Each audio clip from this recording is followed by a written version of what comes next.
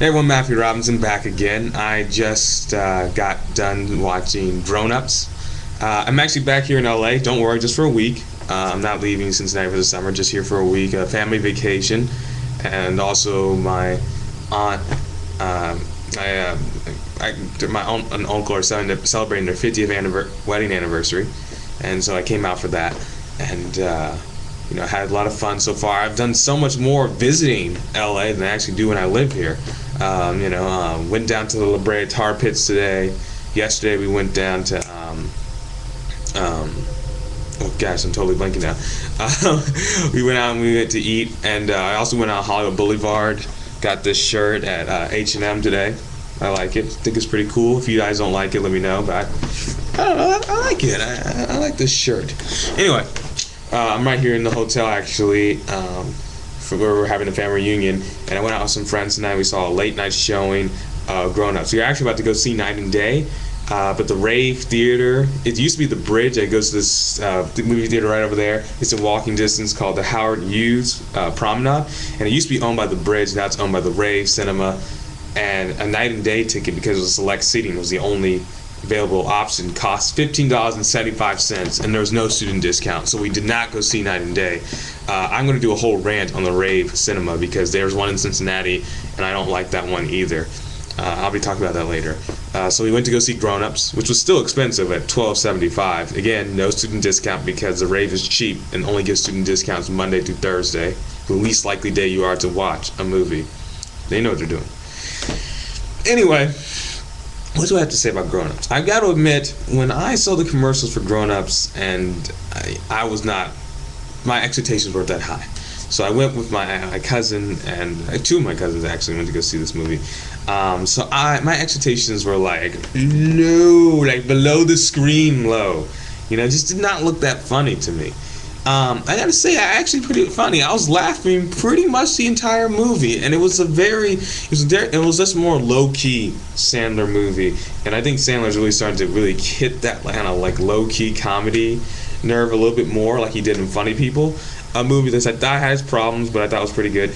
Here with Grown Ups, a movie, I don't know if I liked it more than Funny People, but I definitely found it funnier than Funny People, if that makes sense. You'd think it'd be that way, but the cast is funny, and when you have a large cast like this, one of the downsides, however, is you end up, some characters don't have as large parts. Like Chris Rock's character was kind of a small part.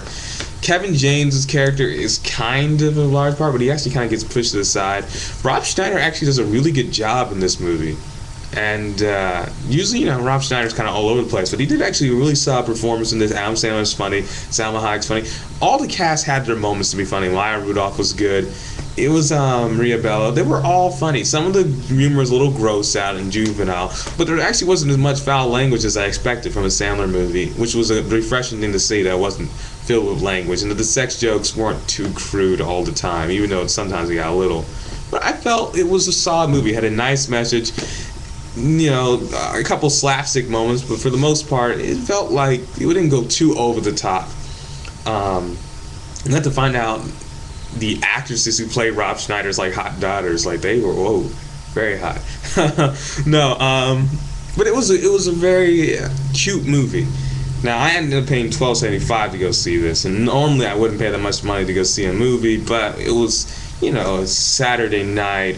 We all wanted to have some fun, do some stuff, and so we kind of just gave in and went to go see it. I definitely won't be going to the Rave Theater anymore because of their prices. But was it worth it? I mean, while I was watching the movie, I forgot that I paid $12.75, so that's a good thing, right? It wasn't perfect. I would definitely recommend, if you want to go see this movie in theaters, go to a matinee. It's probably not, or if you're a student, you can get the student discount. You're not getting cheap. Do that, because otherwise it's probably not worth it. It's a solid movie. It's got what you have. It's got the jokes. It's got the actors. Every actor gets their moment of screen time. So if you're a Chris Rock fan, even though his part isn't that big, you're going to get a chance to laugh at him. Adam Sandler, you're going to get a chance to laugh at him. Salma Hayek, you're going to get a chance to laugh. So all the actors get their adequate amount of justice. And what I did like that the relationships felt real, in this movie. One of the big key components of this movie was that you had to believe that these people could actually like love each other, and they actually did a good job doing that. Even with Rob Schneider, and he in this movie he's like married to like this very older woman, like woman just like 30, 40 years older than him. But you know what? They make it kind of believable. Like at first you're like, I don't really buy this, but yet somehow, and this is credit to Rob Schneider, it makes it work. You actually kind of believe that Rob Schneider really has legitimate feelings for this woman. And even the Adam Sandler Salma Hayek relationship, I would consider that a little out there, but you believe it. Kevin James, Rita Bell, it feels genuine throughout the movie. David Spade's parts are pretty funny too. It's solid. I'm gonna give this movie a 72 out of 100. It's not perfect. It's a C- movie. It's passable. If you want to see it in theaters, I would suggest going to a matinee. It's a definite rental. I think if you want to just have a nice day where you can laugh, go see it, or rent it, when it comes out on video. 72. Alright guys, that's all I've got to say for this. My blog, rfmp.wordpress.com. Link's going to be in the bottom of the screen, along with my radio show, The Final Cut. A lot of great interviews coming up.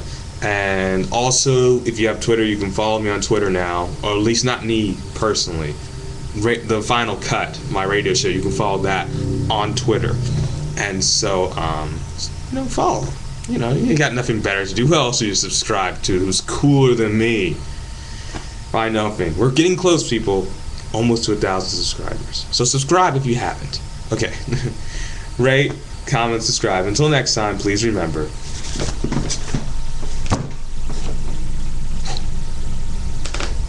It's all in the hair.